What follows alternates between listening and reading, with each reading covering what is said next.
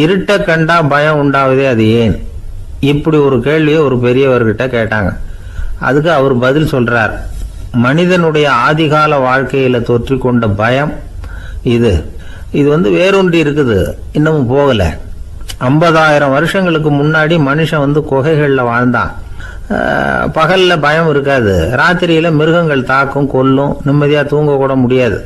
அதனால இந்த மனுஷனுக்கு இரவுன்னா மரணம், பயம் அப்படின்னு பழகி போச்சு. மனிதர்களுடைய எல்லா மனசையும் சேர்த்து மொத்தமா ஒரு மனசு உண்டு.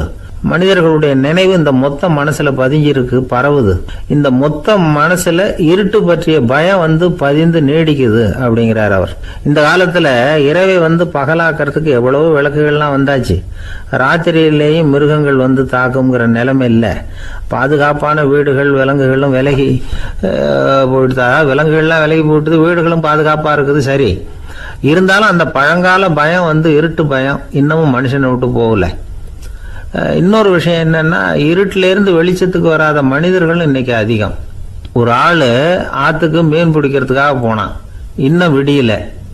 அதுக்குள்ள வலையை எடுத்துட்டு கிளம்பி போயிட்டான். வெளிச்சம் வர்றதுக்கு முன்னாடியே போய் சேர்ந்துட்டான். விடிகிற வரைக்கும் என்ன பண்றது? சும்மா கரையிலேயே உட்காந்து காலாட்டிட்டு இருக்கிறான். காலில் ஏதோ ஒரு சின்ன மூட்டை தட்டுப்பட்டுது. இருட்டில் அது என்னன்னு சரியா தெரியல. மூட்டைக்குள்ள சின்ன சின்ன கல்லா நிறைஞ்சி இருக்குது. சும்மா பொழுது போகணுமேங்கிறதுக்காக இவன் அந்த மூட்டைக்குள்ள இருந்து ஒவ்வொரு கல்லா எடுத்து ஆத்துல வீசிக்கிட்டு இருக்கிறான். விடிகிற வரைக்கும் வேற வேலை இல்லைங்கிறதுனால எப்படி செஞ்சுக்கிட்டே உட்காந்துருக்கிறான். கிழக்க மெதுவா வெளிச்சம் தெரிய ஆரம்பிச்சது. பொழுது விடியறதுக்கான அறிகுறி. இதுக்குள்ள அந்த மூட்டையில இருந்த எல்லா கல்லையும் எடுத்து வீசி எறிஞ்சுட்டான். கடைசியா ஒரே ஒரு கல் மட்டும்தான் கையில பாக்கி இருந்தது. வெளிச்சம் வந்ததும் அந்த கல்லை பார்த்தான், அப்படியே திகைச்சு போயிட்டான். அடடா, இது வரைக்கும் தெரியாம தப்பு பண்ணிட்டோமே அப்படின்னு நினைச்சான். ஏன் தெரியுமா? அவன் கையில இருந்தது வெறும் கல் இல்ல, விலை வசந்த ரத்தன கல். அது இருட்டுல என்னன்னு புரியாததுனால மூட்டையில இருந்த எல்லா ரத்தன கல்லையும் ஆத்துல வீசி எறிஞ்சிருக்கிறான். இப்போ அவனுக்கு அழுகையே வந்துடும் போல இருந்தது. வாழ்க்கையை வசதி ஆக்கிக்கிறதுக்கான வாய்ப்பு அவனுக்கு இருந்தது. இருந்தாலும் இருட்டுல அதை இழந்துட்டான். அந்த வகையில அவனுக்கு கொஞ்சம் அதிர்ஷ்டம் இருந்திருக்குது. அதாவது ஏதோ ஒரு வகையில் இருந்திருக்குது. அதனாலதான் அந்த கடைசி கல்ல எரியறதுக்குள்ள வெளிச்சம் வந்துட்டுது. பல பேருக்கு அந்த அளவு கூட அதிர்ஷ்டம் வர்றதில்லை. எல்லாத்தையும் வீசினதுக்கு அப்புறம் தான் வெளிச்சம் வரும். என்னன்னு விவரம் தெரியாமலே எழுந்திரிச்சு வந்துருவாங்க. வாழ்க்கைங்கிறது ஒரு பெரிய புதையல். அதை புரிஞ்சிக்காம மனுஷன் அதை வீசி எரிஞ்சுக்கிட்டு இருக்கான் அப்படிங்கிறது தான் பெரியவங்க கருத்து. சில பேருக்கு புரிஞ்சுக்கிற நேரம் வரும், அதுக்குள்ள வாழ்நாள்லாம் ஓடி போயிருக்கும். அதுக்கப்புறம் என்ன பண்றது? நம்மால் ஒருத்தன் கையில் ஒரு சின்ன பையோட வந்துகிட்டு இருந்தான். பை உள்ள ஏகப்பட்ட நகைகள், ரத்தன கல் எல்லாம் இருக்கு. வந்துகிட்டு இருந்தவன் திடீர்னு அந்த பையை அப்படியே ஒரு குளத்துல வீசி எறிஞ்சுட்டான். மகான்கள் தான் இப்படி பற்று இல்லாம இருப்பாங்க. என்னங்க இது, விலை மதிப்புள்ள அந்த பையை இப்படி குளத்துல வீசி எறிஞ்சுட்டீங்களே, இதுக்கு என்ன அர்த்தம் அப்படின்னு கேட்டார் அவன் கூட வந்தவர். அவன் மெதுவா இவர் காதோட காதா சொல்றான். ஒரு போலீஸ்காரர் பின்னாடி வந்துகிட்டு இருக்கிறார், அவர் போனதுக்கு அப்புறம் இதை எடுத்துக்குவேன் அப்படிங்கிறான். 2 பேர் சுவாரஸ்யமா பேசிட்டு இருக்கிறப்போ குறுக்க புகுந்து தொந்தரவு பண்றதுக்குன்னே சில பேர் இருப்பாங்க. அது ரொம்ப இடைஞ்சலா இருக்கும். இதே மாதிரி மின்காந்தம் கூட குறுக்க புகுந்து தொந்தரவு பண்ணும்.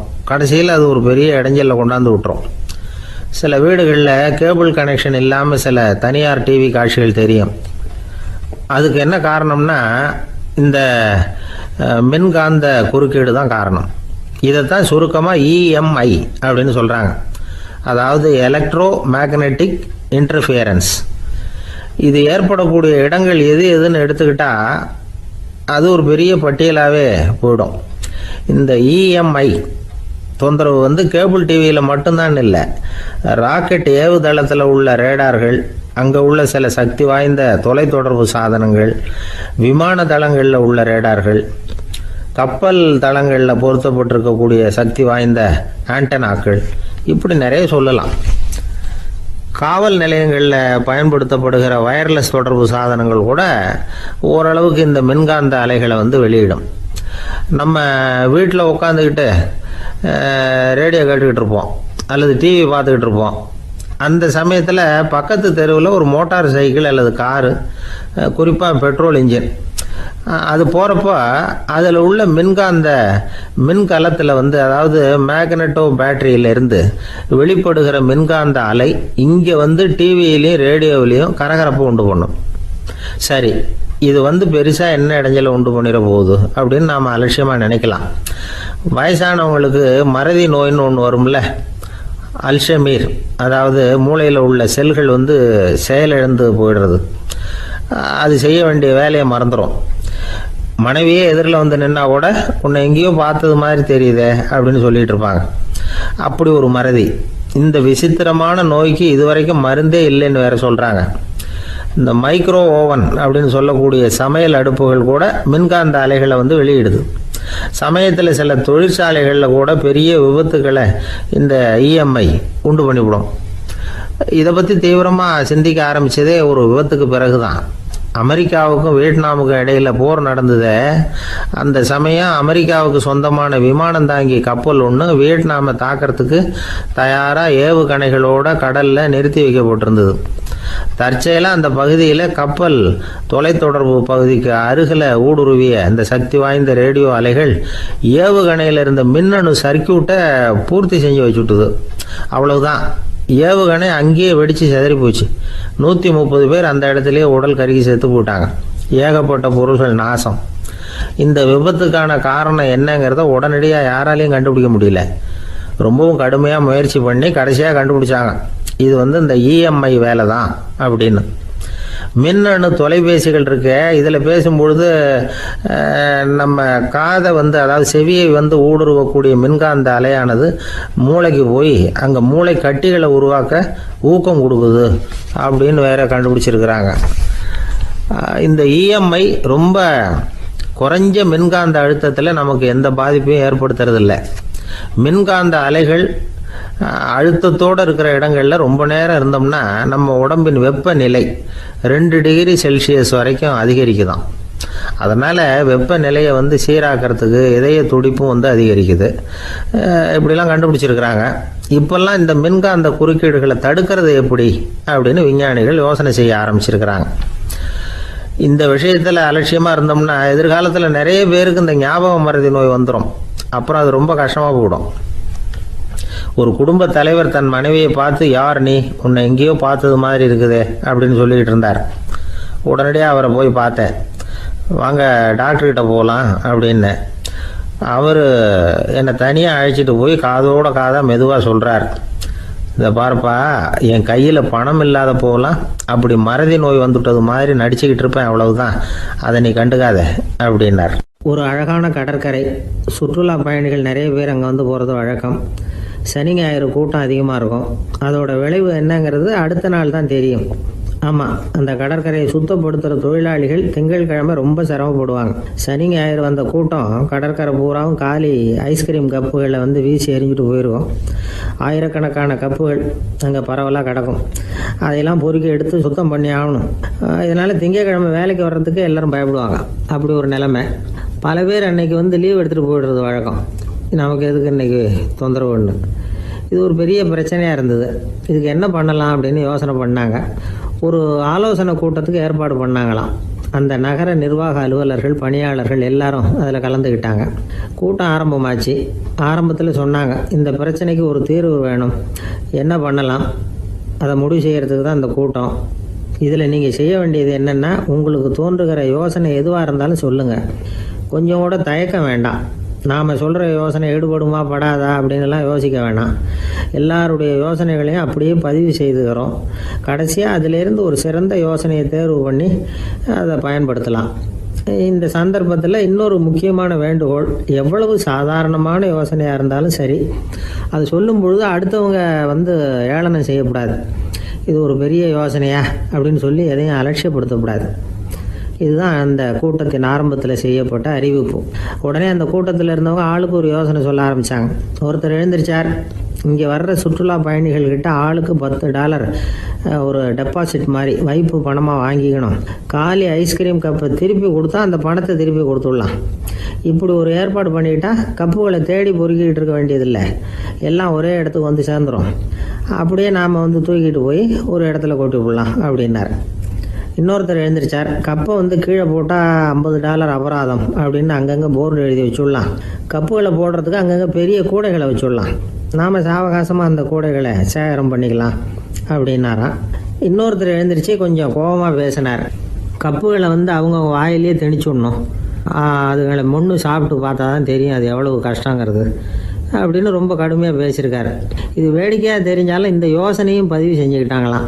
இப்படி பல யோசனைகள் கடைசியாக எல்லாத்தையும் படித்து பார்த்துட்டு பரிசீலனை பண்ணாங்க. அப்புறம் தான் யோசனை வந்தது. இவர் வேடிக்கையாக சொன்னது கப்புகளை அவங்கவுங்க வாயிலே திணிச்சு சாப்பிட சொல்லணும், அதுதான் தண்டனைன்னார்ல. ஏன் அப்படி சாப்பிட்றது மாதிரியே கப்புகளை தயார் பண்ண என்ன அப்படின்னு சிந்திக்க ஆரம்பித்தாங்களாம். ஆகா, அதுதான் சரின்னு ஒரு முடிவுக்கு வந்தாங்க. அதுலேருந்து உருவானது தான் இந்த வேஃபர் கப்ஸ். ஐஸ்கிரீமை சாப்பிட்டு முடிச்சதும் கப்பையும் சாப்பிட்டுடலாம். கோன் ஐஸ்கிரீம் சாப்பிட்றோம்ல, அதுதான். அமெரிக்காவில் மியாமி கடற்கரையில் ரொம்ப காலமாக இருந்துக்கிட்டு வந்த குப்பை பிரச்சனைக்கு இப்படி தான் ஒரு தீர்வு வந்துதான். இதுலேருந்து நாம் புரிஞ்சிக்க வேண்டியது என்னென்னா, நாம் அன்றாட எத்தனையோ பிரச்சனைகளை சந்திக்கிறோம், அதுக்கெல்லாம் தீர்வு உண்டு. அது எங்கே ஒளிஞ்சிருக்குன்னு கண்டுபிடிக்கணும். அந்த அந்த யோசனையையும் நல்லா தீவிரமாக யோசிக்கணும். யார் என்ன யோசனை சொன்னாலும் அதை வந்து அலட்சியப்படுத்தக்கூடாது. அக்கறையோடு கவனிக்கணும், அதை யோசித்து பார்க்கணும். ஒரு அம்மா தன்னோட வீட்டுக்காரரை ஒரு மனநல மருத்துவர்கிட்ட அழைச்சிட்டு வந்தாங்களாம். டாக்டர், இவருக்கு கோன் ஐஸ்கிரீம் பிடிக்கல, பேப்பர் கப்பில் இருக்கிற ஐஸ்கிரீம் தான் வேணும்னு அடம் பிடிக்கிறார் அப்படின்னாங்களாம். அது ஒன்றும் தப்பு இல்லையேன்னாராம் டாக்டர். இதுக்கு அந்த அம்மா சொன்னாங்களாம், இவர் கப்பு ஐஸ்கிரீம் வாங்குறதுல தப்பு இல்லை டாக்டர், பிரச்சனை அது இல்லை. அப்புறம் வேறு என்னென்னு கேட்டிருக்காரு. வாங்கினதும் ஐஸ்கிரீமை கீழே கொட்டிவிட்டு அந்த பேப்பர் கப்பை மட்டும் விரும்பி சாப்பிட்றார், அதனால தான் அவங்ககிட்ட அழைச்சிட்டு வந்தேன் அப்படின்னாங்களாம். ஒரு கணவன் மனைவி எப்போ பார்த்தாலும் அவங்க 2 பேருக்கும் இடையில சண்டை வந்துக்கிட்டே இருந்தது. இதில் என்ன ஆச்சரியங்கிறீங்களா?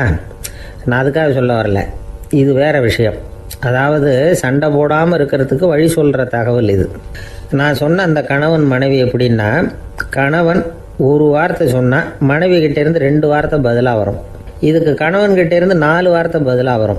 இப்படி வார்த்தைகள் பெருகி போய் கடைசியில் வம்பில் வந்து முடியும். அந்த அம்மா பொறுத்து பார்த்தாங்க, அவங்களால தாக்கு பிடிக்க முடியல.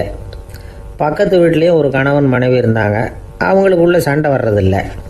அது எப்படி அவங்களால மட்டும் சண்டை போடாமல் இருக்க முடியுது அப்படின்னு இந்த அம்மாவுக்கு ஆச்சரியம்.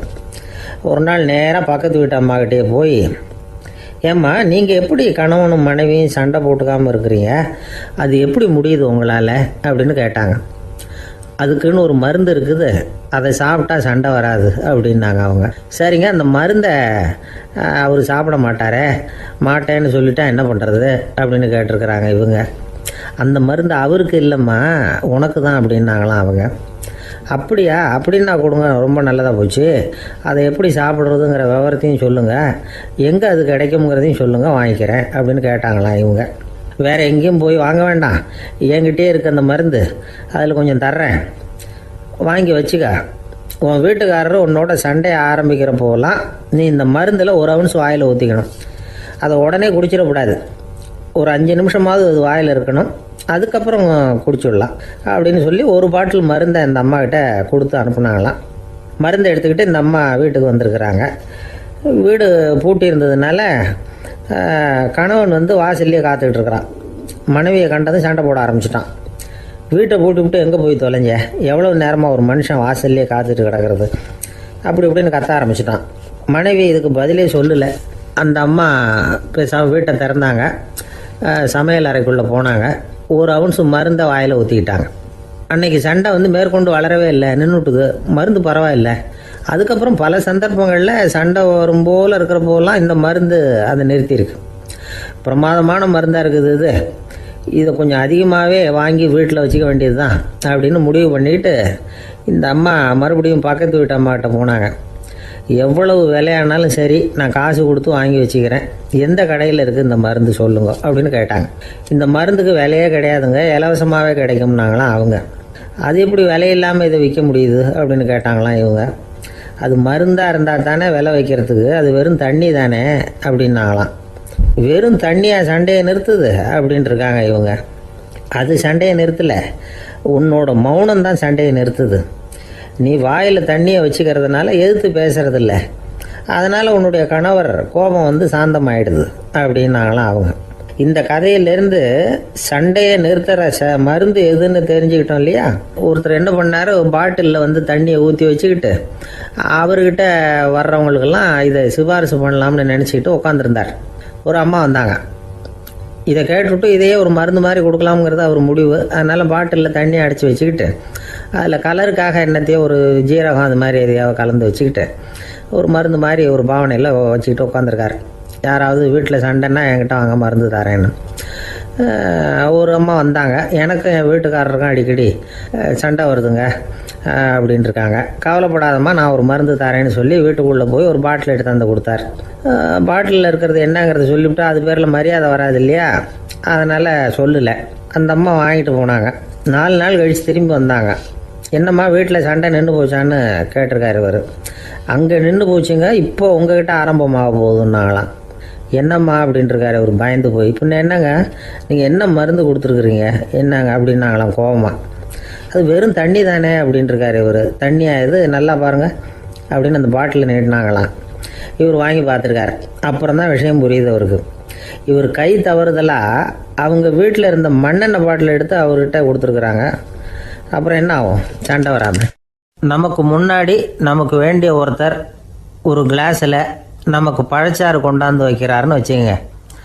உடனே நாம் என்ன பண்ணுவோம், எடுத்து கிடுகிடுன்னு சாப்பிட்ருவோம் அடுத்தவங்க யாரும் வர்றதுக்குள்ள. அதை விட்டுட்டு அதை கொண்டாந்து வச்சவர்கிட்டயே அதோட விலை என்ன அப்படி இப்படின்னு நான் கேட்டுக்கிட்டு இருப்போம். நாம் கேட்க மாட்டோம். ஆனால் காந்திஜி அப்படி கேட்டாராம். எப்போ தெரியுமா, 1935. அந்த வருஷம் மே மாதத்தில் ஒரு நாள் காந்திஜி டெல்லியில் இருக்கிறார். அப்போ அவருக்கு 2 டம்ளர் மாம்பழச்சாறு கொண்டாந்து கொடுக்குறாங்க. அதை வாங்குறார். இதோட விலை என்ன அப்படின்னு கேட்டார் காந்திஜி. யாருக்கிட்ட கேட்டாருன்னா மனுபென் காந்திகிட்ட கேட்குறார். அவங்க தான் கொண்டாந்து கொடுக்குறாங்க. காந்திஜிக்கு உதவி செய்கிறதுக்காக அவர் கூடவே இருந்தவங்க அவங்ககிட்ட தான் கேட்குறாரு. காந்திஜி சும்மா வேடிக்கைக்காக இப்படி கேட்குறாருன்னு நினச்சிட்டாங்க அந்த அம்மா.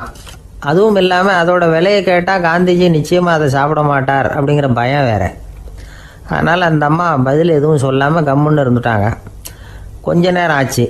அந்த பழச்சாறு வச்ச இடத்துல அப்படியே இருக்குது, வச்ச இடத்துல வச்சபடியே இருக்குது. காந்திஜி அதை சாப்பிடவே இல்லை. மனுபென் காந்தி பார்த்தாங்க. மெதுவாக காந்திஜிக்கிட்ட போய் அதை சாப்பிடுங்களேன் அப்படின்னாங்க. பழச்சாறு விலை என்னன்னு கேட்டேன், அதுக்கு பதில் இல்லை. அது முதல் தப்பு. பதிலை எதிர்பார்த்திருந்தும் அதை பற்றி விசாரிக்கலை, அது 2வது தப்பு. இப்படி 2 தப்புகளை பண்ணிவிட்டு என்கிட்ட வந்து இதை சாப்பிடுங்கன்னு சொன்னால் அது எப்படி அப்படின்னு கேட்டாராம் காந்திஜி. மனுபென் காந்தி என்ன சொல்கிறதுன்னு தெரியாமல் திகைச்சு போய் நின்றுக்கிட்டு இருந்தாங்க. காந்திஜி தொடர்ந்து சொன்னாராம், இப்போ என் முன்னாடி வச்சிருக்கிற இந்த பழச்சாறு விலை சுமாராக ஒரு அரை ரூபாயாவது இருக்கும். அது அந்த காலத்து மதிப்பு. இந்த பழச்சாறு இல்லாமல் கூட என்னால் இருக்க முடியும். ஆனால் அவசியமான பொருள்களை வாங்கிறதுக்கு கூட சக்தி இல்லாத மக்கள் இந்த நாட்டில் நிறைய பேர் இருக்கிறாங்க. அப்படி இருக்கிறப்போ எனக்கு என்னத்துக்கு இந்த விலை உயர்ந்த பானம்? இதை இப்போ நான் சாப்பிட்டா என் உடம்பு வேணும்னா ஆரோக்கியமாகலாம், ஆனால் என் மனசு அமைதி அடையாது. எனக்கு என்னுடைய உடல் ஆரோக்கியத்தை விட மன ஆரோக்கியம்தான் முக்கியம். அதனால் இதை நான் சாப்பிட மாட்டேன், எடுத்துகிட்டு போயிடு அப்படின்னாராம். அந்த சமயத்தில் ஒரு அகதி பொண்ணு 2 குழந்தைகளோட காந்திஜியை பார்க்குறதுக்காக வந்தது. வணக்கம் சொல்லிச்சு. காந்திஜி உடனே தனக்கு முன்னாடி இருந்த பழச்சாற்றை எடுத்து அந்த பொண்ணுக்கிட்டையும் குழந்தைகள்கிட்டையும் கொடுத்து சாப்பிட சொன்னார். அவங்க அதை வாங்கி ரொம்ப சந்தோஷத்தோடு சாப்பிட்டாங்களாம். அதை பார்த்த காந்திஜி முகத்தில் ஒரு புன்னகை, ஒரு பரவசம், ஒரு திருப்தி. அவர் மனசு நிறைஞ்சி இருந்தது. அப்போ அவர் சொன்னாராம், ஆண்டவன் எனக்கு எப்பவும் சரியான சமயத்தில் கை கொடுப்பாருங்கிறது அதுக்கு இதுதான் அத்தாட்சி. நான் ஒரு இக்கட்டான சூழ்நிலையில் இருக்கிறப்போ கூட கடவுளின் கருணையால் அந்த சூழ்நிலை என்னை பாதிக்கலை. என் கூட இவ்வளோ நாள் பழகியும் கூட இங்கே இருக்கிறவங்க எனக்கு அதிக விலையுள்ள பழரசத்தை கொடுத்தாங்க. ஆனால் சரியான நேரத்தில் அதை சாப்பிட வேண்டியவங்களை என்கிட்ட அனுப்பி வச்சு என்னை சந்தோஷப்படுத்தினார் கடவுள், அவருக்கு நன்றி அப்படின்னாராம் மகாத்மா காந்தி. உடல் ஆரோக்கியத்தை விட மன ஆரோக்கியம்தான் எனக்கு முக்கியம்னு சொன்னார் பாருங்கள். அதை நாம் எல்லாரும் மனப்பூர்வமாக இன்றைக்கி சிந்திச்சு பார்க்கணும். இந்த காலத்தில் எல்லாரும் அப்படியா நினைக்கிறாங்க? எனக்கு தெரிஞ்ச ஒருத்தர் இருந்தார். தினமும் காலையில் ஒரு காஃபி சாப்பிட உட்கார்ற நேரத்தில் பக்கத்து வீட்டுக்காரர் வந்து சேருவார் கரெக்டாக. உடனே அவரும் தனக்குன்னு வந்திருக்கிற காப்பியை எடுத்து மனப்பூர்வமாக பக்கத்து வீட்டுக்காரர்கிட்ட கொடுத்துருவார். அதுக்கப்புறம் அவருக்காக வேறு காப்பி போட்டு கொண்டாந்து கொடுத்தாலும் வேண்டான்னு சொல்லிடுவார்.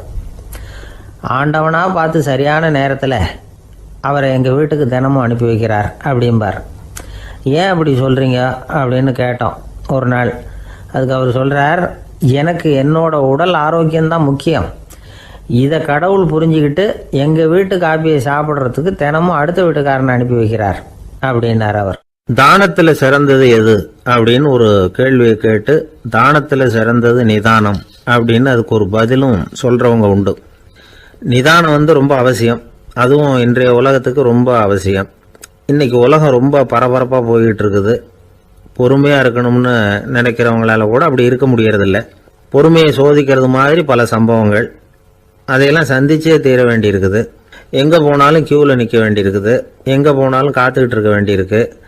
ஆஃபீஸ்லேயோ வீட்லேயோ கூட நீங்கள் நிதானமாக பொறுமையாக நடந்துக்க தெரியலன்னா உங்களுக்கு சிடுமூஞ்சி, முசுடு இப்படிலாம் பேர் வச்சுருவாங்க. அது உங்களுக்கு தேவையா? சரி, வாழ்க்கையில் பொறுமைசாலின்னு பேர் வாங்கிறதுக்கு என்ன வழி? முதல் பாயிண்ட், நீங்கள் நினைக்கிறது, எதிர்பார்க்கறது, செய்யறது எல்லாமே 100% கரெக்டாக நடக்கணும்னு ஆசைப்படக்கூடாது. எதுவாக இருந்தாலும் அதில் ஓரளவுக்கு தவறு நடக்கலாம் அப்படிங்கிறத எதிர்பார்த்தே இருக்கணும். ஓரளவுக்கு அதை அனுமதிக்கணும்.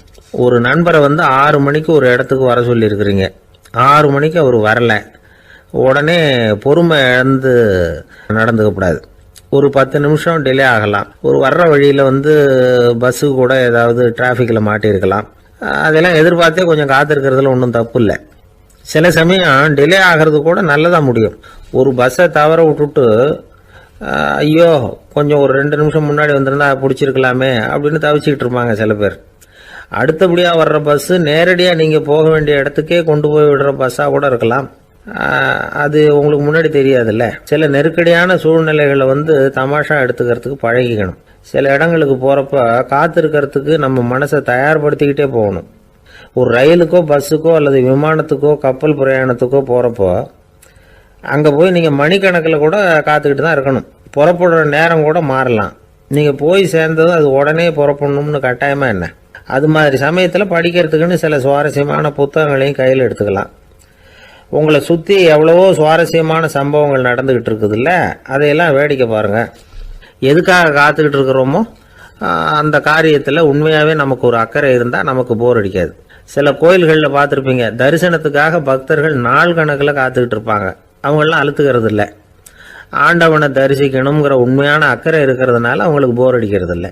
ஆனால் சில சினிமா தியேட்டரில் கூட பார்க்கலாமே, சினிமா கியூ கூட அப்படி தான். சாயந்தரம் 6 மணி ஆட்டத்துக்கு காலம்பரம் 6 மணிக்கே போய் கூட காத்துக்கிட்டு இருப்பாங்க. அவங்களுக்கெல்லாம் போர் அடிக்காது. படம் பார்க்குற ஆர்வம். இன்னொரு முக்கியமான விஷயத்தை நாம் பழக்கப்படுத்திக்கணும். லிவ் ஃபார் தி மூமெண்ட் அப்படிங்கிறாங்க நிபுணர்கள். ரொம்ப பேர் எப்படின்னா அடுத்தபடியாக நடக்க போகிற விஷயத்திலேயே கவனமாக இருப்பாங்க. அந்த நினைப்புலேயே இந்த நிமிஷத்தை பொறுமை இல்லாமல் கழிப்பாங்க. ஒருத்தர் இருக்கார், அவர் எப்படின்னா ஆஃபீஸ் முடியறதுக்குள்ளேயே சார் 5 மணிக்கெல்லாம் ரெடியாக இருங்க, நாம் அந்த ஹோட்டலில் போய் டிஃபன் சாப்பிட்ணும் அப்படின்னு 4 மணிலேருந்து சொல்லிகிட்டு இருப்பார். 4:55 பரபரப்பாக ஓடி வருவார். 2 பேரும் புறப்படுவோம், ஹோட்டலுக்கு போவோம், சாப்பிட்டுக்கிட்டு இருப்போம். அப்படி சாப்பிட்டுட்டு இருக்கிறப்ப சார் சாப்பிட்டு முடித்ததும் நேராக ஒரு ஜவுளி கடைக்கு போகிறோம் அப்படிம்பார். பரபரக்க சாப்பிட்டு முடிப்பார், புறப்படுவார். ஜவுளி கடையில் அவசரமாக சீக்கிரம் பில் போடுங்க சார், சினிமாவுக்கு நேரம் ஆகிடும்பார். சினிமா தியேட்டரில் உட்காந்து அடுத்தபடியாக எங்கே டின்னர் சாப்பிட்றதுன்னு யோசனை பண்ணிகிட்டு இருப்பார். ராத்திரி படுக்கையில் விழுந்ததுக்கு அப்புறமும் நாளைக்கு காலையில் எழுந்திரிச்சதும் அதை பண்ணணும் இதை பண்ணணும்னு திட்டம் போட்டுக்கிட்டே இருப்பார். அதாவது எப்பவும் அடுத்த நிமிஷம், அடுத்த நாள், அடுத்த வாரம், அடுத்த வருஷம், இதுதான் அவங்க சிந்தனை. இந்த நிமிஷம் என்ஜாய்மெண்ட்டை அவங்க இழந்துடுறாங்களாம். அதனால தான் வாழ்நாள் பூரா பொறுமையின்மை, அவஸ்தை, அல்லல். அதனால் நாம் எல்லாரும் வாழ்க்கையில் நிதானமாக இருக்கிறதுக்கு கற்றுக்கணுமா. அதுக்காக இந்த நிதானத்துக்கு வேறு விதமான அர்த்தம் பண்ணிக்கக்கூடாது. ஒருத்தர் அப்படித்தான் ஒரு தடவை அவருடைய குதிரை காணாமல் போயிட்டு தான்.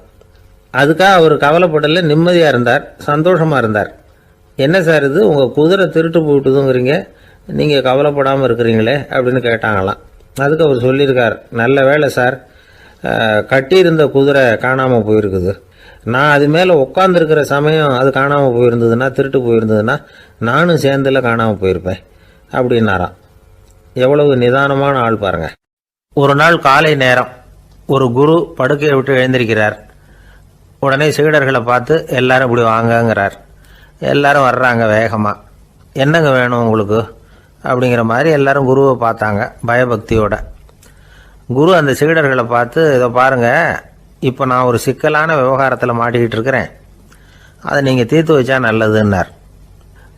சீடர்களுக்கு ஒன்றும் புரியல. என்ன இது இவர் இப்படி சொல்கிறாரு, நமக்குள்ள எல்லா விவகாரங்களையும் தீர்த்து வைக்கிறவர் நம்ம குருநாதர், அவருடைய விவகாரத்தை நாம் தீர்த்து வைக்கிறதா, ஆச்சரியமாக இருக்குதே, குருநாதருக்கே சிக்கலா அப்படின்னு யோசனை பண்ண ஆரம்பித்தாங்க. இருந்தாலும் ரொம்ப பணிவாக கேட்டாங்க, சுவாமி உங்களுக்கே சிக்கலா, இந்த உலகத்து சிக்கல்களுக்கும் சிரமங்களுக்கும் அப்பாற்பட்டவர் அல்லவா தாங்கள், அப்படிப்பட்ட உங்களுக்கு சிக்கல்னா அது எப்படி அப்படின்னாங்க. எனக்கு ஏற்பட்டிருக்கிற சிக்கல் அவ்வளவு பெருசு, ரொம்ப பெரிய விவகாரம் அது அப்படின்னார் குரு. கொஞ்சம் விவரமாக சொல்லுங்க அப்படின்னாங்க இவங்க. இப்போ அந்த குரு விவரத்தை சொன்னார். அதாவது நேற்று ராத்திரி நான் ஒரு கனவு கண்டேன். அந்த கனவில் நான் ஒரு பட்டாம்பூச்சியாக மாறிட்டேன். அப்படி மாறி ஒவ்வொரு மலராக பறந்து போய் உட்காந்து தேன் சாப்பிட்டேன் அப்படின்னார். சீடர்கள் இதை கேட்டதும் ரொம்ப திகைச்சு போயிட்டாங்க. என்ன இது ஒரு பெரிய பிரச்சனையா, ஒரு சாதாரண கனவு கண்டதுக்காகவா இந்த காலை வேளையில் நம்மளையெல்லாம் குருநாதர் இவ்வளவு அவசரமாக கூப்பிட்டுருக்கார் அப்படின்னு நினச்சாங்க. இருந்தாலும் கேட்டாங்க, இதில் என்ன சிக்கல் சுவாமி, கனவுங்கிறது எல்லாருக்கும் வரத்தானே செய்யும் அப்படின்னார் ஒரு சீடர். சீடர்களே, பிரச்சனை அது இல்லை. நான் இன்னைக்கு காலையில் கண்ணு முழிச்சு பார்த்தப்போ நான் நானாக மறுபடியும் மாறிட்டேங்கிறத தெரிஞ்சுக்கிட்டேன். இதில் சிக்கல் என்னன்னா, இப்போ அந்த பட்டாம்பூச்சி தான் நானாக ஆயிட்டதாக கனவு கண்டுகிட்டு இருக்கா அப்படிங்கிறது தான். ஒரு மனுஷன் பட்டாம்பூச்சி ஆகிறதாக கனவு காண முடியுங்கிறப்போ அந்த பட்டாம்பூச்சியும் மனுஷனாக ஆகிறதாக கனவு காண முடியும் இல்லையா? இப்போ எனக்கு யதார்த்த நிலை தெரியணும், எது நிஜம்னு தெரியணும். நேற்று ராத்திரி நான் கண்டது கனவா, அல்லது இது பட்டாம்பூச்சி கண்டுகிட்டு இருக்கிற கனவா? இதுதான் குரு கேட்ட கேள்வி. இதை கேட்டதும் சீடர்கள் ரொம்ப குழம்பி போயிட்டாங்க. சுவாமி, இது வரைக்கும் நாங்கள் தூங்குறப்ப பார்க்கறது கனவுன்னும் மூழ்கிட்டு இருக்கிறப்ப பார்க்கறது நனவுன்னு நம்பிக்கிட்டு இருக்கிறோம். இப்போ எங்களை ரொம்ப குழப்பிட்டீங்க, இதுக்கு பதில் சொல்ல எங்களுக்கு சக்தி இல்லை அப்படின்னு சொல்லிவிட்டாங்களாம். அதுக்கப்புறம் அந்த குரு சொன்னாராம், நினைவு தான் முக்கியமான அம்சம். முடிவு கட்டம்னா பகலின் நினைவுகளை விட இரவின் கனவுகளே ரொம்ப உண்மை. ஒருத்தன் தூங்க போனால் தூங்கிக்கிட்டே இருந்தால் அவன் காணும் கனவு பொய்ங்கிறத அவன் உணர மாட்டான். ஒவ்வொரு கனவும் காணும் பொழுது அது ரொம்ப உண்மையாக தான் தெரியுது. ஒரு கனவு கூட உண்மை இல்லைன்னு கனவுல தோன்றுவதே இல்லை அப்படின்னார் குரு. அகில வாழ்வு அத்தனையும் சொற்பனம் கண்டாய் அப்படிங்கிறார் தாயுமானவர். ஆகையினால நம்ம கனவுலேருந்து நாம் என்னைக்கு முழிச்சிக்க போகிறோம் அப்படிங்கிறது தான் ஒரு முக்கியமான கேள்வி.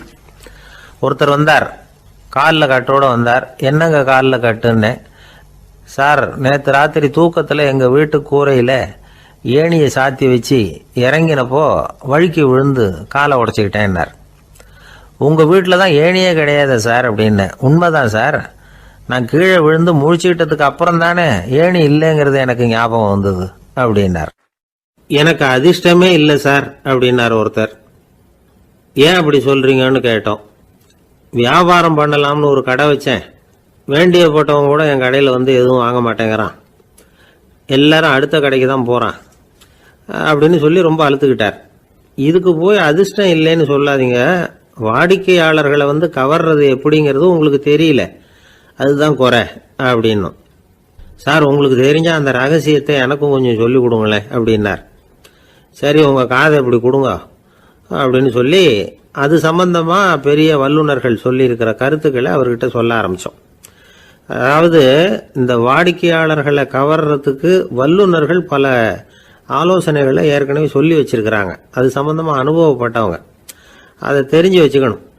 அதாவது கடை வச்சிருக்கிறவங்க எல்லாரும் இதை கொஞ்சம் காதில் வாங்கி வச்சுக்கணும். எதை இப்போ சொல்ல போகிறத. எப்பவும் பணத்தை சம்பாதிக்கிறதுலேயே குறியாக இருக்கக்கூடாதான்.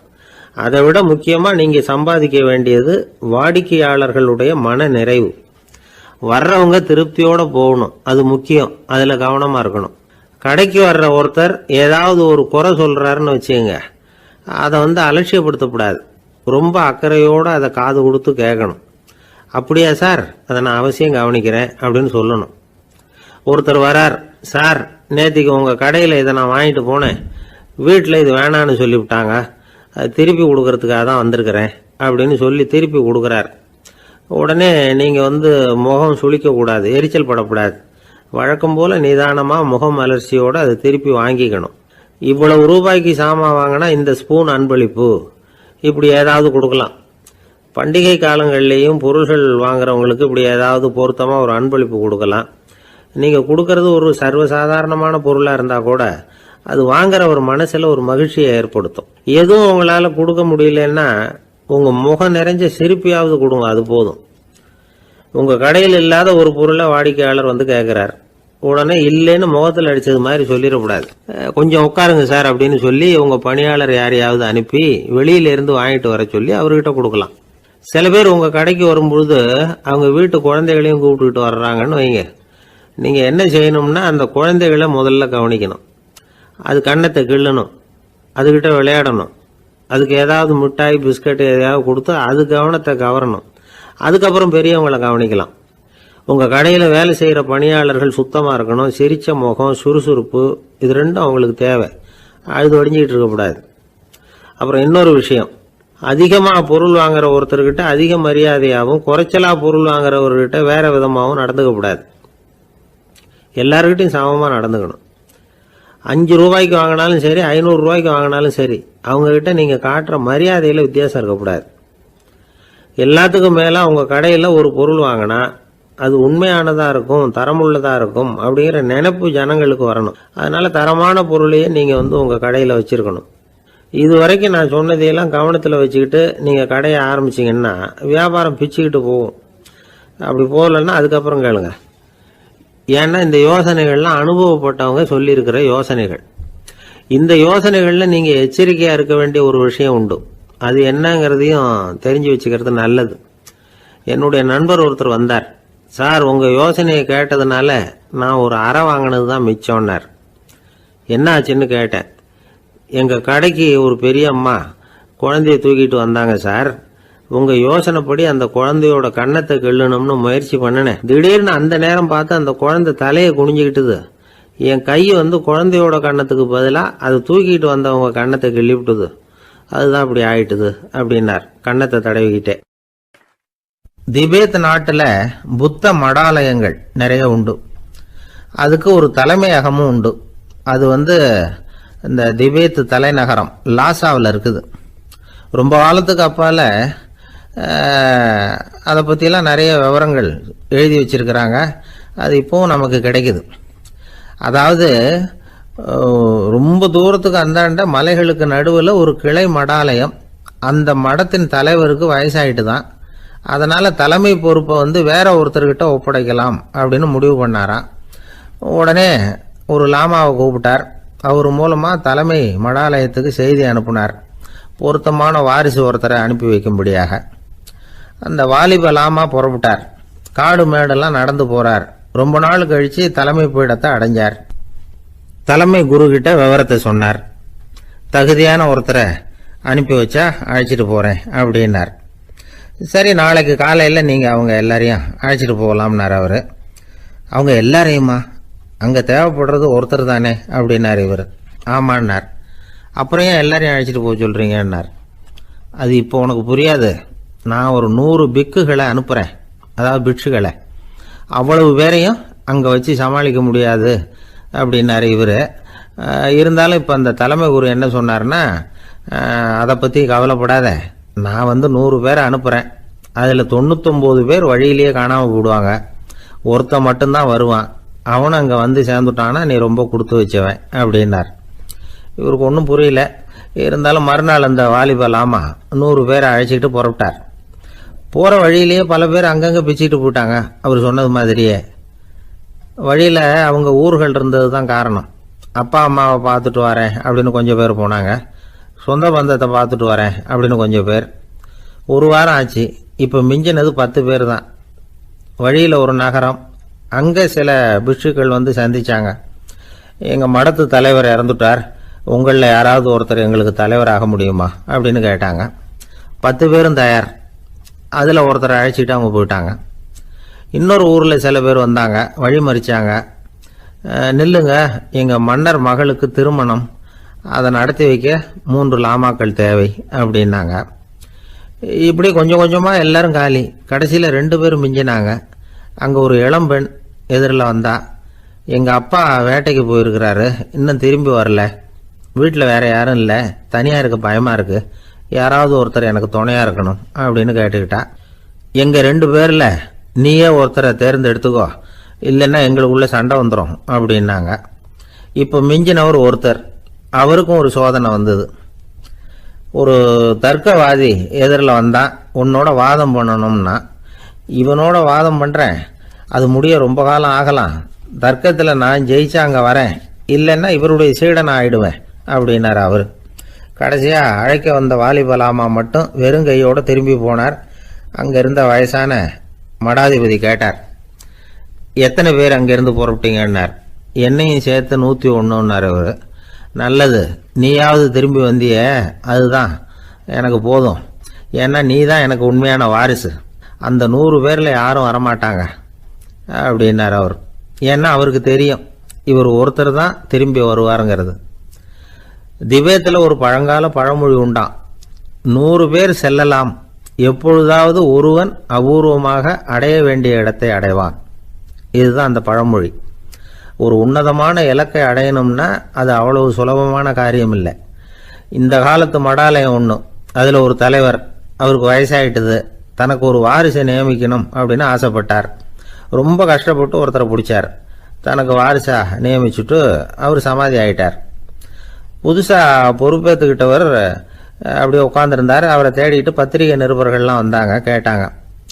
அவர் உங்கள் பொறுப்பில் அவர் பெரியவர் விட்டுட்டு போன இது எவ்வளவு சுமாராக தேரும், எவ்வளவு விட்டுட்டு போனார் அப்படின்னு கேட்டிருக்கிறாங்க. அது என்ன ஒரு 50 லட்சம் இருக்கும் அப்படின்னாராம். அவ்வளவும் பணமா அப்படின்னு கேட்டிருக்காங்க. இல்லைங்க, கடன் அப்படின்னாராம் இவர். ஒரு காடு, அங்கே புத்தர் அவர் பாட்டுக்கு நடந்து போய்கிட்டே இருக்கிறார். அவருக்கு பின்னாடி ஒரு குரங்கு, அதுவும் தொடர்ந்து வந்துக்கிட்டே இருக்குது. புத்தர் திரும்பி பார்த்தார். குரங்கு அப்படியே குதித்து உயர எழும்பி ஒரு கிளையில் போய் உக்காந்துது. ஏன் இப்படி பண்ணுறேன்னு கேட்டார் புத்தர். என்னை சாதாரணமாக நினைக்க வேணாம், நான் மகாமந்தி, என்னால் எல்லாம் முடியும், முடியாதுங்கிற வார்த்தையே என்னுடைய அகராதியில் கிடையாது, என்ன வேணும்னாலும் செய்வேன் அப்படின்னுது. அப்படின்னா ஒரு பந்தயம் வச்சுக்கலாமான்னாரு இவர். ஓ, வச்சுக்கலாமேன்னுது. வேற ஒன்றும் இல்லை, இப்போ நீ மேலே எழும்பி அந்த கிளையில் உட்காந்தது மாதிரி அங்கேருந்து தாவி என் உள்ளங்கையில் உட்காரணும், அவ்வளவுதான் அப்படின்னார். அப்படி உட்காந்துட்டா என்ன பரிசு அப்படின்னு கேட்டது அது. சொர்க்கத்தில் இருக்கிற மாமன்னன் மரகத சக்கரவர்த்தியை என்னோட இருக்கும்படியாக கூப்பிட்டுக்கிறேன். அந்த சமயத்தில் அவருடைய அரியணை அங்கே காலியாயிடும், நீ அதில் போய் உட்காந்துக்கலாம். பந்தயத்தில் தோத்துட்டா ஒரு கல்ப காலம் இந்த பூமியில் வாழ வேண்டியிருக்கும், அதுக்கு பிறகு தான் என்கிட்ட வர முடியும், என்ன சொல்கிற அப்படின்னார். குரங்குக்கு தாவறது ஒரு பெரிய காரியமா?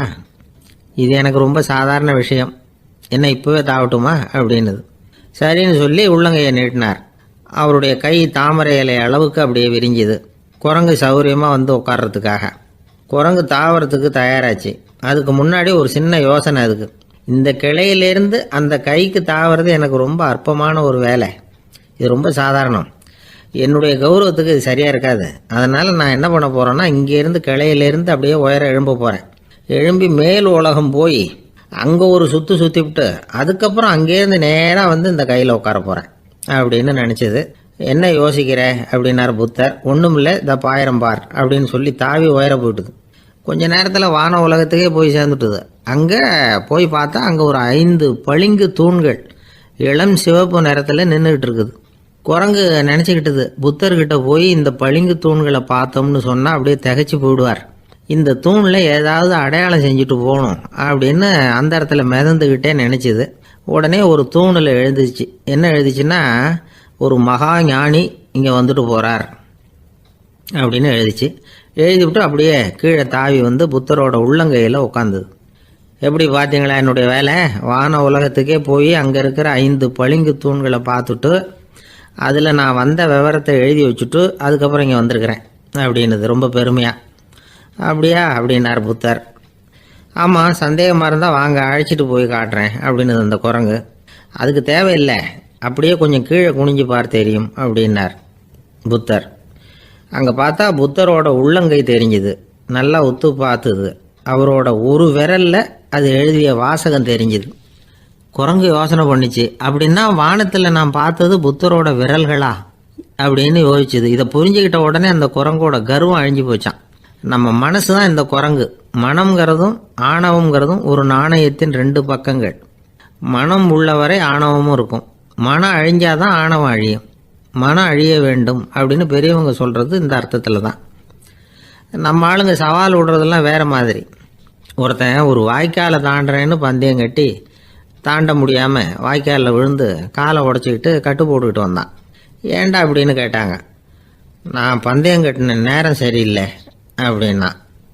எப்படிறான்னு கேட்டிருக்காங்க. வாய்க்காலில் தண்ணி இருக்கிற நேரமாக பார்த்து பந்தயம் கட்டியிருக்கணும் அப்படின்னா. ஒரு ஊரில் ஒரு ஆள் இருந்தான். அவனுக்கு ஒரே ஒரு மகள்.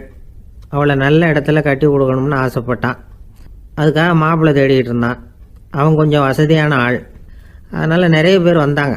இருந்தாலும் ஒரு நல்ல குணமுள்ள மாப்பிள்ளையாக இருக்கணும் அவன் எதிர்பார்த்தான். அப்படி இருக்கணும்னு தொடர்ந்து முயற்சி பண்ணான். கடைசியாக ஒரு 3 பேர் கிடைச்சாங்க. அந்த 3 பேரில் யாரை தேர்ந்தெடுக்கிறது, இதுதான் அவனுக்கு வந்த குழப்பம். இந்த நிலைமையில் ஒரு பெரியவரை தேடி போனான். அவர்கிட்ட தன்னுடைய பிரச்சனையை சொன்னான். அவர் கொஞ்சம் யோசனை பண்ணார். அதுக்கப்புறம் 3 பேரையும் கூப்பிட்டார். இதை பாருங்கப்பா, உங்கள் 3 பேருக்கும் 3 மாத கால அவகாசம் தர்றேன். நீங்கள் இப்போ போகலாம். 3 மாதம் கழித்து திரும்பி வரலாம். அப்படி வரும்பொழுது இந்த 3 மாத காலத்தில் நீங்கள் செஞ்ச நல்ல காரியம் ஏதாவது ஒன்று சொல்லணும். அதை வச்சு உங்களில் ஒருத்தரை நாங்கள் தேர்ந்தெடுத்துக்கிறோம் அப்படின்னு சொன்னாராம். 3 பேரும் சரின்னு சொல்லிவிட்டு திரும்பி போயிட்டாங்க. 3 மாதம் ஆச்சு. அதுக்கப்புறம் ஒரு நாள் திரும்பி வந்தாங்க. அவர் அவங்கள கூப்பிட்டு உட்கார வச்சார். அப்புறம் கேட்டார், இப்போ சொல்லுங்கள், இந்த 3 மாத காலத்தில் நீங்கள் செஞ்சுருக்கிற ஏதாவது ஒரு நல்ல காரியத்தை சொல்லுங்கள் அப்படின்னார். முதல்ல ஒருத்தன் எழுந்திரிச்சு நின்னான். ஐயா, எங்கள் அப்பா இறந்த பிறகு அவரோட கணக்கு வழக்குகளை எடுத்து பார்த்துக்கிட்டு இருந்தேன். அவர் ஒரு வியாபாரிகிட்ட 10,000 ரூபா கடன் வாங்கியிருக்கிறதாக எழுதியிருந்தார். அந்த வியாபாரியும் இப்போ உயிரோடு இல்லை. இருந்தாலும் அந்த வியாபாரியோட மகனை தேடி கண்டுபிடிச்சேன். கணக்கு புத்தகத்தை காட்டினேன். எங்கள் அப்பா உங்கள் அப்பா கிட்ட 10,000 ரூபா கடன் வாங்கியிருக்கிறதாக இதை எழுதியிருக்கிறார். அதனால் அதை திருப்பி கொடுக்கறதுக்காக வந்திருக்கிறேன். இந்தாங்க அந்த பணம் அப்படின்னு சொல்லி கொடுத்துட்டு வந்துட்டேன் அப்படின்னு நானும். இதை பெரியவர் கவனமாக கேட்டுக்கிட்டார். அதுக்கப்புறம் 2வது இளைஞன் எழுந்திரிச்சான். ஐயா, நான் போன மாதம் ஒரு நாள் ராத்திரி வேளையில் ஒரு காட்டுப்பாதை வழியாக எங்கள் ஊருக்கு போய்கிட்டு இருந்தேன். அந்த சமயத்தில் அந்த வழியாக வந்துக்கிட்டு இருந்த ஒரு வழிப்போக்கர்கிட்ட 4-5 திருடர்கள் வம்பு வளர்த்து அவர்கிட்ட இருந்த பொருளை எல்லாம் கொள்ளையடிச்சிக்கிட்டு இருந்தாங்க. நான் உடனே ஒரு குச்சியை எடுத்துகிட்டு ஓடினேன். அந்த திருடர்களை அடித்து விரட்டினேன். பொருளை எல்லாம் மீட்டு அந்த வழிப்போக்கர்கிட்ட ஒப்படைச்சேன்.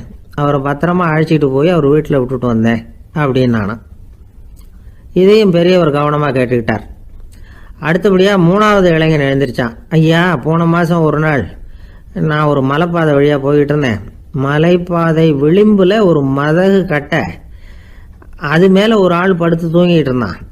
அந்த பக்கம் தவறி உருண்டு விழுந்திருந்தான்னா அதில் பாதாளம். அது மலையடி வாரத்தில் போய் தான் விழணும். அவ்வளவு பள்ளம். அது தெரியாமல் அவன் பாட்டுக்கு தூங்கிட்டு இருந்தான். நான் உடனே அவன்கிட்ட ஓடி போய் குனிஞ்சு அவன் முகத்தை பார்த்தேன். அப்போ தான் புரிஞ்சுது, அவன் ஏற்கனவே எனக்கு தெரியும். அவனை எனக்கு நிறைய கெடுதல் பண்ணியிருக்கிறான், இடைஞ்சல் கொடுத்தவன். இருந்தாலும் ஐயோ பாவம்னு நினச்சி அவனை எழுப்பி பாதுகாப்பாக வேற ஒரு இடத்துல படுக்க வச்சுட்டு வந்தேன் அப்படின்னு நானும். பெரியவர் இதையும் கேட்டுக்கிட்டார். அதுக்கப்புறம் அவங்க 3 பேரையும் பார்த்து, நீங்கள் போகலாம், நாங்கள் யோசித்து முடிவு பண்ணி உங்களுக்கு சொல்லி அனுப்புகிறோம் அப்படின்னாராம். அந்த இளைஞர்கள் புறப்பட்டு போயிட்டாங்க. அதுக்கப்புறம் அந்த பெண்ணோட அப்பாவை பார்த்து சொன்னார், இந்த 3 பேருமே நல்ல பிள்ளைங்க தான், அதில் ஒன்றும் சந்தேகம் இல்லை.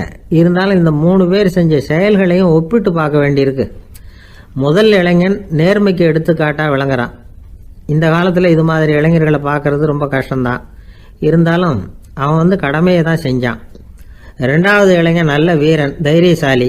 ஒரு வீரன் எதை செய்யணுமோ அதைத்தான் இவன் செஞ்சான். இவன் ஒரு லட்சிய மனிதன்.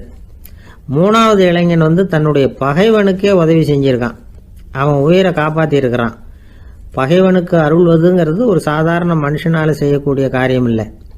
பகையை மறக்கிறதும் பகைவனுக்கு அருள்வதும் தெய்வீக பண்புகள். அதனால் இவனையே உன்னுடைய மகளுக்கு ஏற்ற மாப்பிள்ளையா தேர்ந்தெடுக்கலாம் அப்படின்னு சொன்னாங்களாம். ஒரு நல்ல நாளில் அவங்களுக்கு திருமணம் நல்ல விதமாக நடந்து முடிஞ்சுதான். இது சுவாமி சின்மயானந்தர் சொல்லியிருக்கிற ஒரு கதை. இதிலேருந்து நாம் புரிந்து கொள்ள வேண்டிய ஒரு கருத்து, நமக்கு கெடுதல் பண்ணவங்களுக்கும் நாம் நல்லது செய்யணும். ஆனால் நடைமுறையில் அப்படி நம்மளால் செய்ய முடியறதில்ல. அதுதான் சிக்கல். நம்மால் ஒருத்தங்கிட்ட கேட்டேன், ஏண்டா உன்னுடைய பகைவன் ஒருத்தன் அது மாதிரி ஒரு மலைப்பாத மதகு கட்டையில் படுத்திருந்தா உடனே நீ என்ன நினைப்ப அப்படின்னு கேட்டோம். இது ஒரு அருமையான சந்தர்ப்பம்னு நினைப்பேன் அப்படின்னா. எதுக்குன்னு கேட்டோம். அவனை அந்த பக்கமாக உருட்டி கீழே தள்ளுறதுக்கு அப்படின்னா. ஒரே ஒரு ஊரில் ஒரு பாதிரியார் இருந்தார். ரொம்ப நாள் சந்தோஷமாக வாழ்ந்தார். ஒரு நாள் அவர் மடத்து சமையல் அறையில் பாத்திரங்களை கழுவி துலக்கி சுத்தப்படுத்திக்கிட்டு இருந்தார். அந்த சமயத்தில் ஒரு தேவதூதன் அவர் முன்னாடி வந்து நின்னான். இவர் நிமிர்ந்து பார்த்தார். ஆண்டவர் என்னை உங்ககிட்ட அனுப்பியிருக்கிறார், பரலோகத்தில் வாசம் செய்யறதுக்கு உங்களுக்கு நேரம் வந்துட்டுது அப்படின்னு அந்த ஆள். ஆண்டவருக்கு என்னோட ஞாபகம் வந்ததுக்கு நன்றி. ஆனாலும் இப்போ இங்கே நீயே பாரு, எவ்வளவு பாண்டங்கள் பாக்கி இருக்கு, இவ்வளவையும் நான் சுத்தப்படுத்த வேண்டியிருக்கு. நான் நன்றி கெட்டவனாக இருக்க விரும்பலை. இந்த பணியை முடிக்கிற வரைக்கும் என்னுடைய பரலோக வாழ்வை தள்ளி வைக்க முடியுமா? நீ என்ன நினைக்கிற அப்படின்னு கேட்டார். தேவதூதன் தனக்கே உரிய விவேகத்தோட அன்போட பாதிரியாரை பார்த்தான். சரி, என்ன செய்யலாம்ங்கிறத அப்புறம் சொல்கிறேன் அப்படின்னு சொல்லிவிட்டு புறப்பட்டு போயிட்டான்.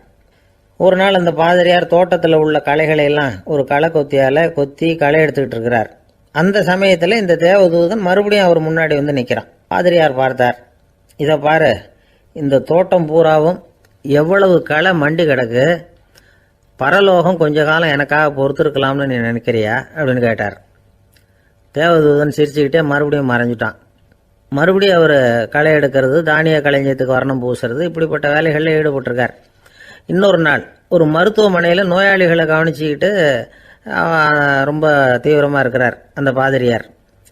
ஒரு நோயாளியோட தாகத்துக்கு தண்ணீர் கொடுத்துட்டு நிமிர்ந்து பார்க்குறப்போ தேவதூதன் மறுபடியும் அவர் முன்னாடி நிற்கிறான்.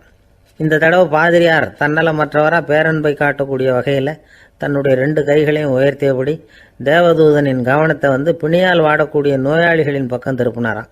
தேவதூதன் ஒன்றும் சொல்லலை, மறைஞ்சிட்டான். அன்னைக்கு சாயந்தரம் பாதிரியார் மடத்தில் உள்ள தன்னுடைய அறைக்கு போய் இளைப்பாறினார். யோசித்து பார்த்தார். தேவதூதனையும் தேவதூதனின் விருப்பத்தையும் பல நாள் தள்ளி போட்டு வந்ததையும் அவர் ரொம்ப நினச்சி பார்த்தார். திடீர்னு தான் முதுமை அடைகிறதையும் சோர்வு அடைகிறதையும் உணர்ந்தார். ஆண்டவரை நினைச்சார். ஆண்டவரே, உம்முடைய தூதனை மறுபடியும் என்கிட்ட அனுப்புனா நான் சந்திக்கிறதுக்கு ஆவலாக இருக்கேன் அப்படின்னு சொல்கிறப்பவே தேவதூதன் பக்கத்தில் நின்னான்.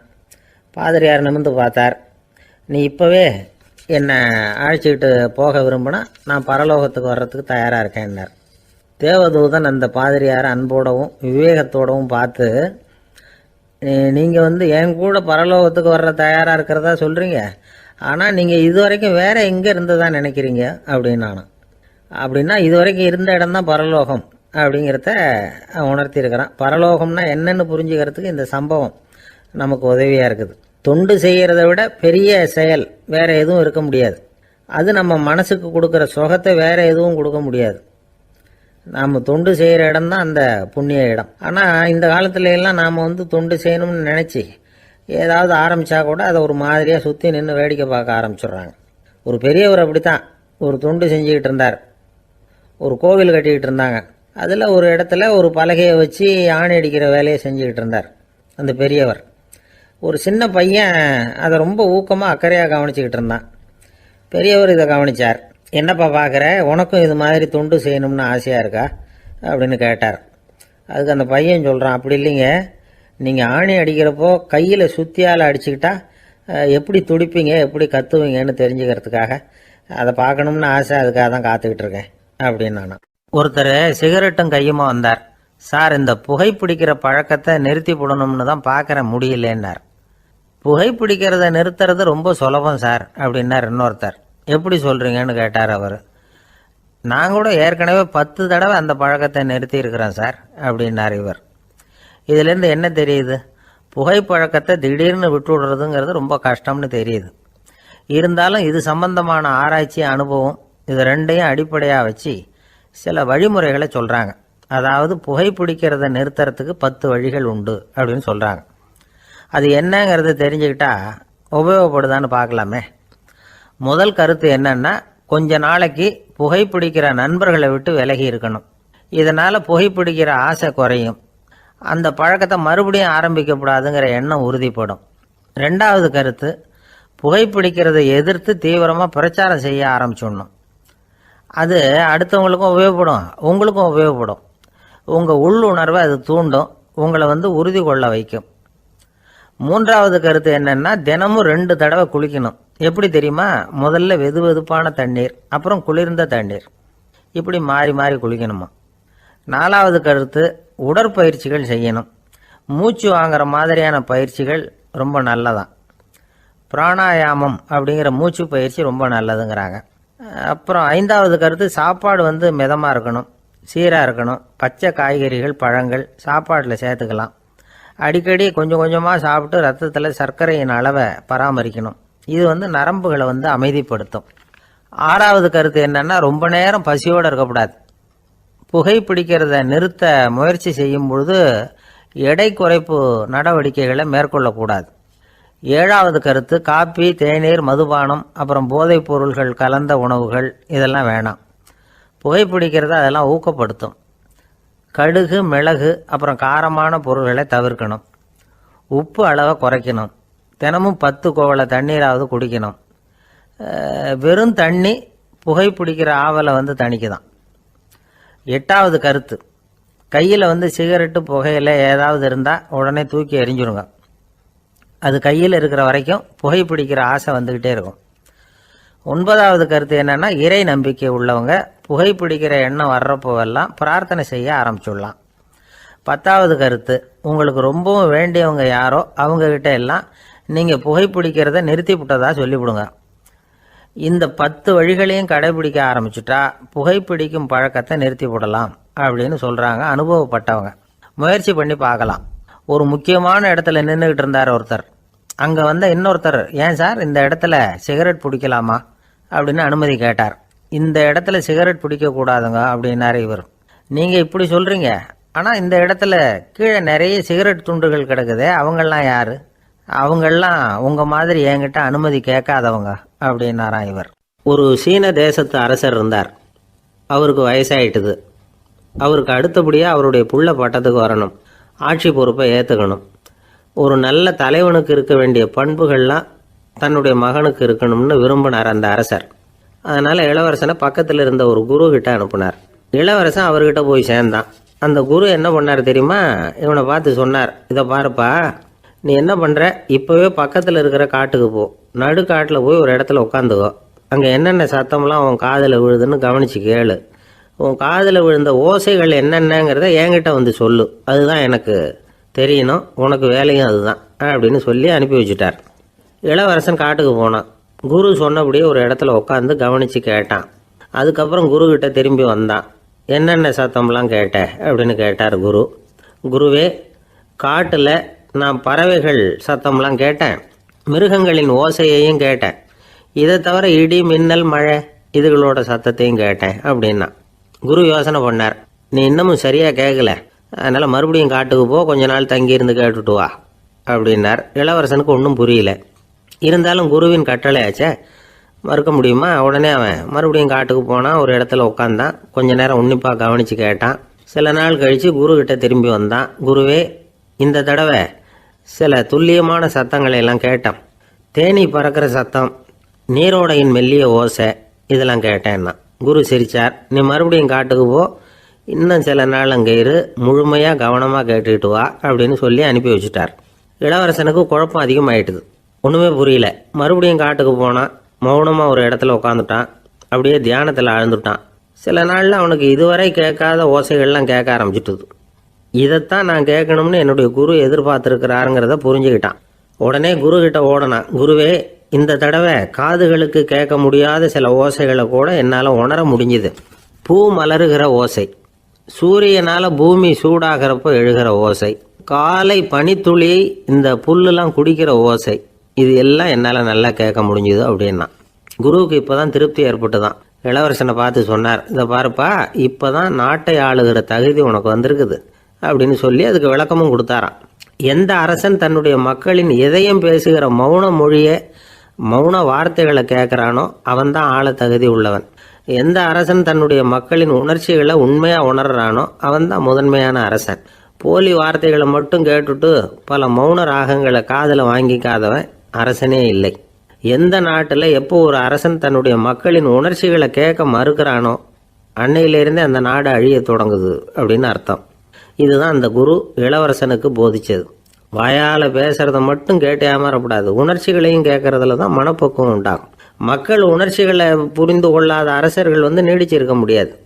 அது மாதிரி நாடுகளில் அடிக்கடி குழப்பம் தான் உண்டாகும். அப்படி இருந்தால் அடிக்கடி ஆட்சி மாறிட்டு இருக்கும். அப்படிப்பட்ட ஒரு தேசம், அங்கே ஒரு சிறைச்சாலையில் 3 கைதிகள் பேசிக்கிட்டு இருந்தாங்க. ஒருத்தன் சொன்னான், நான் இந்த நாட்டு ராஜாவை எதிர்த்து பேசிக்கிட்டு இருந்தேன், அதனால் என்னை பிடிச்சி கொண்டாந்து இங்கே போட்டுட்டாங்க அப்படின்னு நான் ஒருத்தன். இன்னொருத்தன் சொன்னான், நான் இந்த நாட்டு ராஜாவை ஆதரித்து பேசிக்கிட்டு இருந்தேன், அதனால் என்னை பிடிச்சி கொண்டாந்து இங்கே தள்ளிவிட்டாங்க அப்படின்னா. அது சரி, நீ என்ன தப்பு பண்ண அப்படின்னு சொல்லி 3வது ஆளை பார்த்து இவங்க கேட்டாங்க. அதுக்கு அந்த ஆள் சொல்கிறான், நான் தான் இந்த நாட்டு ராஜா அப்படின்னானா. திருநெல்வேலி மாவட்டத்தில் கோவில்பட்டிக்கு பக்கத்தில் உள்ள ஊர் கடம்பூர். காமராசர் முதலமைச்சராக இருந்த காலம். கடம்பூரில் ஒரு பள்ளி சீரமைப்பு மாநாடு நடக்குது. அந்த பக்கத்தில் உள்ள பள்ளிக்கூடம்லாம் அதில் கலந்துக்குது. கண்காட்சி வேற, ஊர் பூரா விழா கோலம். மறுநாள் மாநாடு நடக்க போகுது.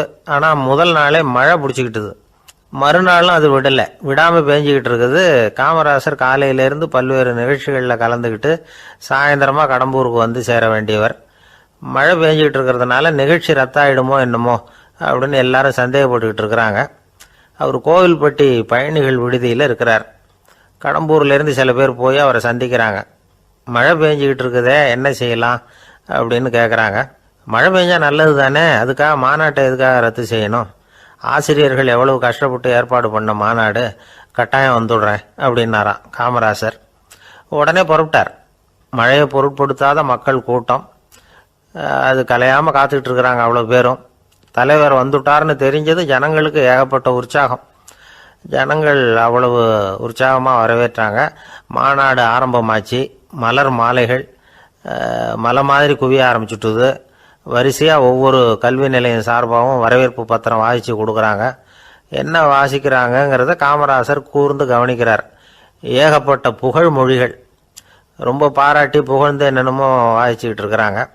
கொடை வள்ளலே, குணக்குன்றே, மலையே, கடலே, இப்படி தமிழ் மொழியில் பாராட்டுறதுக்கு எத்தனை வார்த்தைகள் உண்டோ அத்தனையும் அதில் சேர்த்துருக்குறாங்க. காமராசர் பொறுமை இழந்துட்டார். போதும் போதும், உங்கள் எல்லாரையும் பார்த்து 2 வார்த்தை பேசிவிட்டு போகிறதுக்காக தான் நான் வந்திருக்கிறேன். எல்லாரும் மழையில் சிரமப்பட்டு நின்றுக்கிட்டு இருக்கிறீங்க, இப்படி என்ன புகழ்ந்து படிச்சுக்கிட்டே இருந்தால் எப்படி அப்படின்னாராம். அதுக்கப்புறம் பேசி முடிச்சிருக்கிறார். மாநாட்டு நிகழ்ச்சிகள் முடிஞ்சதும் இன்னொரு நிகழ்ச்சியில் கலந்துக்கிறதுக்காக புறப்பட்டாராம். ஒரு திறந்த ஜீப்பில் அவரை ஊர்வலமாக அழைச்சிக்கிட்டு போயிருக்கிறாங்க. தெருவில் 2 பக்கமும் ஏகப்பட்ட கூட்டம். அங்கங்கே ஜீப்பை நிறுத்தி ரோஜா மாலை, ஜருக மாலை இப்படி போட்டுக்கிட்டே இருக்கிறாங்க. அதையெல்லாம் அப்படி அப்படியே வாங்கி அங்கங்கே நின்றுக்கிட்டு இருந்த குழந்தைகள்கிட்டையும் தாய்மார்கள்கிட்டையும் கொடுத்துக்கிட்டே போகிறார். அந்த சமயத்தில் கூட்டத்துக்கு அப்பால் ஒரு பெரியவர் கையில் ஒரு மல்லிகை சரத்தோடு நின்றுட்டு இருக்கிறார்.